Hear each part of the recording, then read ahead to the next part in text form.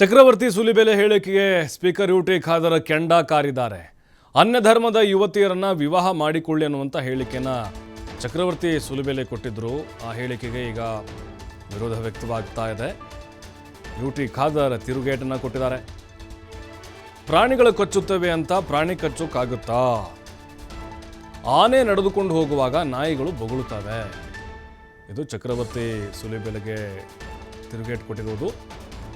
ಕೊರಗಜ್ಜನ ಕ್ಷೇತ್ರಕ್ಕೆ ನಡೆಯೆಂದು ಪ್ರತಿ ವರ್ಷ ಕಾರ್ಯಕ್ರಮವನ್ನು ಮಾಡ್ತಾರೆ. ಜನ ಸೇರಿದ ತಕ್ಷಣ ಸಮಾಜ ವಿಭಾಗಿಸುವ ಮಾತನಾಡ್ತಾರೆ ಇವರು ತಮ್ಮ ಭಾಷಣಗಳಲ್ಲಿ. ಕಳೆದ ಬಾರಿ ಒಬ್ಬರಿದ್ರು, ಇದಕ್ಕಿಂತ ಡಬಲ್ ಮಾತಾಡಿದ್ರು. ಏನಾಯಿತು ಅವ್ರ ಪರಿಸ್ಥಿತಿ? ನಾವು ಆಗ ಕೊರಗಜ್ಜನ ಬಳಿ ಹೋದ್ವಿ, ಪ್ರಾರ್ಥನೆ ಮಾಡಿದ್ವಿ, ಈಗ ಅವ್ರಿಗೆ ಶಿಕ್ಷೆಯಾಗಿ ಎಲ್ಲಿ ಹೋಗಿದ್ದಾರೆ ಅಂತ ಗೊತ್ತಿಲ್ಲ. ಕೋಮುವಾದಿ ಶಕ್ತಿಗಳನ್ನು ದೂಷಿಸುವುದೇ ಜಾತ್ಯತೀಯತೆ ಅಲ್ಲ. ಸಮಾಜ ಒಗ್ಗೂಡಿಸಿ ಸೌಹಾರ್ದತೆಯಿಂದ ಕಟ್ಟುವುದೇ ಜಾತ್ಯತೀತತೆ. ಮಂಗಳೂರಿನಲ್ಲಿ ಸ್ಪೀಕರ್ ಯುಟಿ ಖಾದರ್ ಈ ಹೇಳಿಕೆಯನ್ನು ಕೊಡೋ ಮೂಲಕ ಚಕ್ರವರ್ತಿ ಸೂಲಿಬೆಲೆಗೆ ಕೌಂಟರ್ ಕೊಟ್ಟಿದ್ದಾರೆ. ಸಮಾಜದಲ್ಲಿ ಮಾನಿಟರ್ ಇಲ್ಲ ಹೇಳಿ.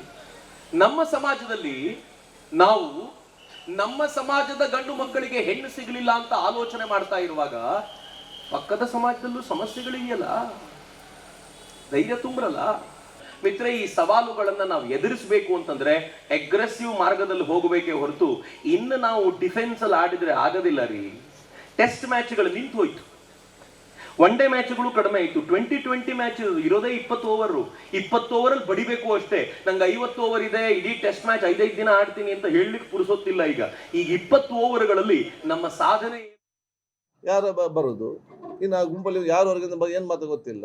ಮತ್ತು ಅದು ಮತ್ತೆ ಸಮಾಜ ಮತ್ತೆ ಅವರಲ್ಲಿ ಊರಲ್ಲಿ ಗ್ಯಾಪ್ ಆಗೋದು. ಯಾಕೆ ನಾವು ಊರಿಗೆ ಗ್ಯಾಪ್ಗೆ ಅವಕಾಶ ಕೊಡಬೇಕಂತಿರುವಂಥ ಒಂದು ಪ್ರಶ್ನೆ. ಎರಡನೇದು, ಕೊರಗಜ್ಜನ ಆ ಒಂದು ಕ್ಷೇತ್ರದಲ್ಲಿ ತಾವು ಕೇಳಿದ್ದೀರಿ, ಪ್ರತಿ ವರ್ಷ ಕೂಡ ಈ ಒಂದು ನಡೆ ಇದೆ. ಪ್ರತಿ ವರ್ಷ ಕೂಡ ಅಲ್ಲಿ ಒಬ್ಬರಿಗೆ ಬಂದು ಯಾವುದೋ ಒಂದು ರೀತಿಯಿಂದ ಮಾತಾಡ್ತಾರೆ. ಅಲ್ಲಿಗೆ ಬರುವವರು ಎಲ್ಲ ಹೋಗೋರು ಧಾರ್ಮಿಕತೆ ಮತ್ತು ಪಾವಿತ್ರತೆಯಿಂದ ಶ್ರದ್ಧಾಪೂರ್ವಕವಾಗಿ ಬರುವವರು. ಅಲ್ಲಿ ಸೇರಿದ ಜನರನ್ನು ಸೇರಿದ ತಕ್ಷಣ ಇದರ ಪ್ರಯೋಜನ ಪಡ್ಕೊಳ್ಬೇಕಂತ ಹೇಳಿಕೊಂಡು ಯಾರದು ಇದು ಸಮಾಜ ವಿಭಾಗಿಸೋದು ಮಾತನ್ನು ಇವತ್ತು ಮಾತಾಡ್ತಾರೆ.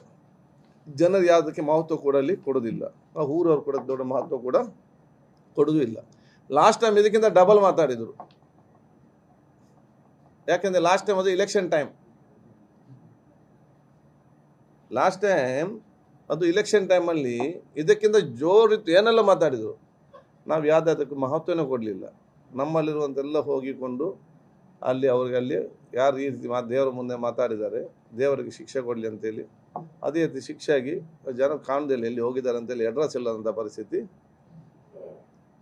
ಆಗಿದೆ. ಸೊ ನಾನು ಹೇಳುವಂಥದ್ದು, ನನ್ನ ವೈಯಕ್ತಿಕವಾಗಿ ಇಂಥ ವಿಚಾರಗಳೆಲ್ಲ ನಾವು ಆನೆ ಹೋಗುವಾಗ ನಾಯಿಗಳು ಬೊಗಳ್ತಾರೆ ಅಂತ ಹೇಳಿಕೊಂಡು ಹಿಂದೆ ಹೋಗ್ಲಿಕ್ಕೆ ಆಗ್ತದ? ಹಿಂದಿನ ಗಾದೆಯಲ್ಲಿ ಇಲ್ವಾ? ನಾ ಹೇಳಿದ ಮಾತಂತಲ್ಲ ಯಾರು